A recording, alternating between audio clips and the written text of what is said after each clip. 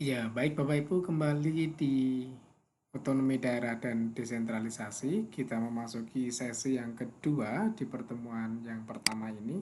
Kali ini kita akan membahas mengenai otonomi daerah. Apa latar belakangnya, pengertiannya, bagaimana konsep dan tujuan dari otonomi daerah itu sendiri. Saya kira ini bukan hal yang baru, tentu Bapak Ibu pernah mendengar mengenai otonomi daerah, bahkan juga mungkin di mata kuliah lain pernah mendapat pengantar mengenai topik ini begitu. Kita lihat dulu ada beberapa ilustrasi gambar yang mungkin bisa memicu membawa kita masuk ke dalam diskusi mengenai otonomi daerah. Ini ada ilustrasi ketika digambarkan otonomi daerah itu memakmurkan raja-raja di tingkat daerah, raja-raja kecil begitu. Kalau kita lihat saat ini mungkin ya menjadi hal yang apa ya, bisa dilihat dari sekitar kita begitu, apakah itu benar di daerah-daerah di Indonesia. Kemudian juga ilustrasi seperti ini bahwa ini adalah kue APBD yang kemudian menjadi rebutan dari pihak-pihak tertentu gitu, ada tulisannya penyandang dana kampanye dari bupati atau tim suksesnya, kemudian dari legislatif, dari eksekutif, dari kontraktor, dan ironisnya rakyat bertanya mana gitu yang untuk kami yang kembali ke rakyat itu sendiri. Dan juga tentu ironisme yang kita lihat bersama, di satu sisi di satu daerah yang jalanan begitu mulus, namun di sisi lain di daerah yang lain juga eh, jalanan yang begitu rusak untuk sekedar berpindah tempat dari satu tempat ke tempat yang lain. Ya, kita bicara mengenai pengertian otonomi daerah, tentu ini didasarkan dari peraturan atau undang-undang yang ada, yakni dari Undang-Undang Nomor 32 Tahun 2004. Namun secara etimologis bahwa otonomi dari autos dan nomos yang artinya membuat aturan sendiri begitu. Secara formal definisinya adalah hak dan kewenangan atau wewenang serta kewajiban daerah otonom untuk mengatur dan mengurus sendiri urusan pemerintahan serta kepentingan masyarakat setempat sesuai dengan peraturan perundang-undangan. Tentu pertanyaan kita adalah, apa yang dimaksud dengan daerah otonom? Kita lihat dari dasar yang sama, daerah otonom adalah kesatuan masyarakat hukum yang mempunyai batas-batas wilayah yang berwenang mengatur, mengurus urusan pemerintahan dan kepentingan masyarakat setempat sesuai dengan aspirasi masyarakat itu sendiri. Jadi mungkin dengan kata bahasa yang lain bisa dikatakan ini adalah provinsi atau kabupaten yang secara resmi memiliki batas-batas wilayah secara legal formal demikian. Kemudian wewenang apa yang kemudian bisa diurus dari konsep otonomi daerah ini? Tidak semua, tentu tidak semua kewenangan diberikan ke daerah. Ada beberapa kewenangan yang masih dipegang oleh pemerintah pusat seperti misalnya hubungan luar negeri, kemudian pengadilan tentang finansial, moneter dan keuangan, serta pertahanan dan keamanan. Untuk bagian ini tentu kita akan elaborasi, tentu akan kita bahas lebih lanjut di pertemuan yang akan datang. Dan latar belakangnya apa? Mengapa harus ada otonomi daerah?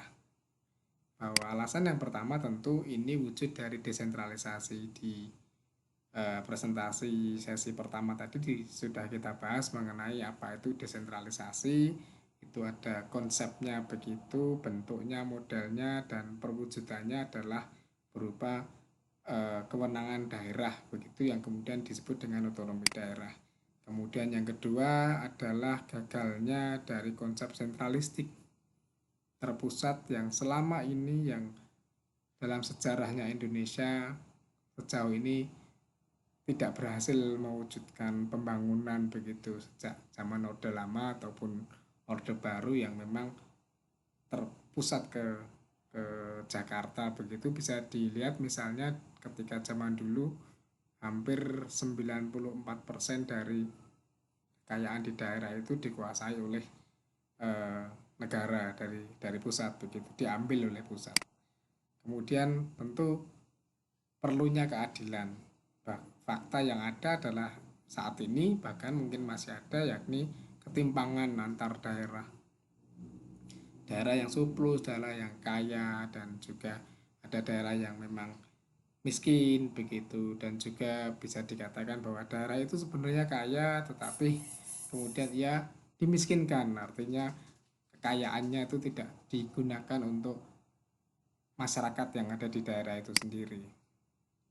Dan ini tentu tuntutan dari globalisasi, di mana masyarakat Indonesia, masyarakat kita memang sedang menjalani proses transisi begitu menuju ke ya tuntutan tentang perkembangan teknologi dan informasi begitu.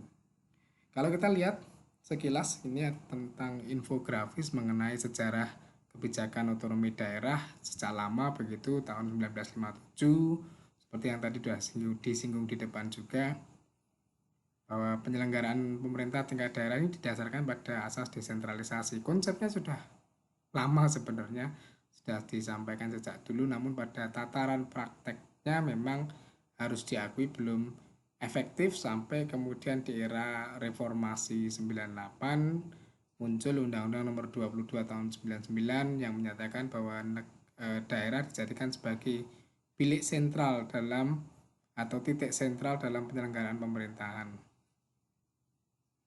Dan kemudian setelah itu pemekaran wilayah seperti balon yang meletus begitu, tiba-tiba meledak sangat banyak sekali.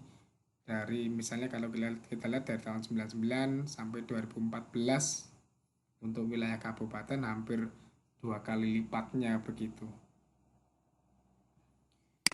Ya, apakah tujuan dari otonomi daerah? Tentu kalau didasarkan kepada undang-undang yang kita bahas di depan, jelas begitu bahwa tujuannya adalah untuk meningkatkan kesejahteraan masyarakat, pelayanan umum, dan daya saing daerah.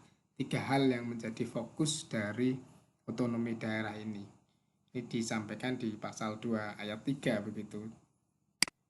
Ya, 3 hal itu tentu menjadi perhatian kita bersama kalau kita lihat dari kesejahteraan masyarakat, pelayanan umum, dan juga daya saing daerah. Kita fokuskan lebih lanjut bahwa kemudian meningkatkan pelayanan umum ini menjadi kebutuhan dasar, di mana peningkatan pelayanan umum ini secara maksimal dari lembaga pemerintah ditransfer ke daerah menjadi kewenangan atau tanggung jawab dari daerah. Sehingga ketika pelayanan itu diberikan secara maksimal dari pemerintah daerah, masyarakat akan lebih terlayani dengan memuaskan, dengan lebih cepat, sehingga misalnya dari pasar usaha atau bisnis bisa berjalan dengan baik juga. Harapannya setelah kemudian pelayanan yang maksimal itu, maka kesejahteraan masyarakat itu akan meningkat, begitu akan lebih baik.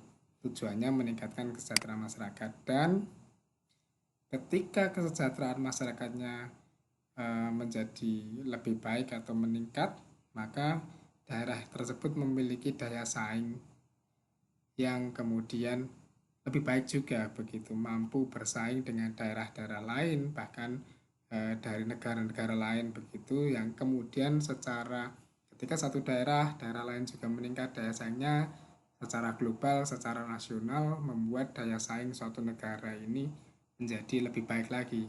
Tentunya hal itu didasarkan kepada rasa keanekaragaman atau kekhususan dari daerah-daerah tersebut.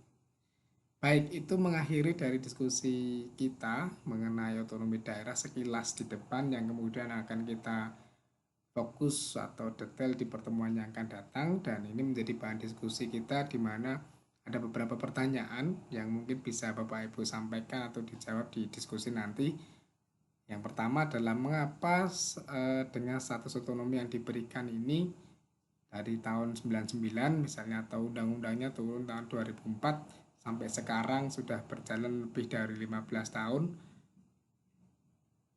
tidak semua daerah di Indonesia ini maju sampai di titik ini.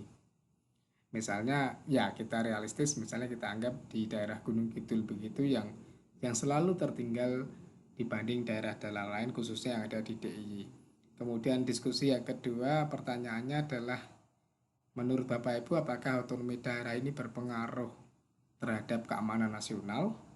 Dan yang ketiga tentu ini menarik karena memang masih hangat dibicarakan begitu, apakah Undang-Undang Cipta Kerja atau Omnibus Law ini berpengaruh terhadap otonomi daerah.